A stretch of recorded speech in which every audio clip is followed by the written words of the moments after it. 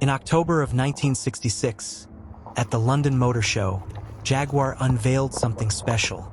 The Jaguar 420, pronounced 420, alongside its refined twin, the Daimler Sovereign. Produced for only 2 years, it became the final and most polished evolution of Jaguar's compact sporting saloons of the 1960s.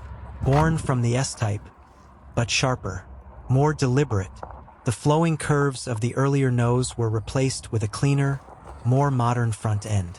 For headlamps framed a forward-leaning grille square, divided at the center, echoing the prestigious 420G.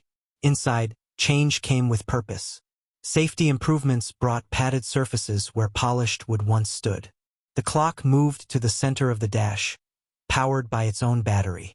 Subtle seat revisions refined comfort without losing that unmistakable Jaguar character. The 420 didn't just replace the S-Type, it quietly made it obsolete.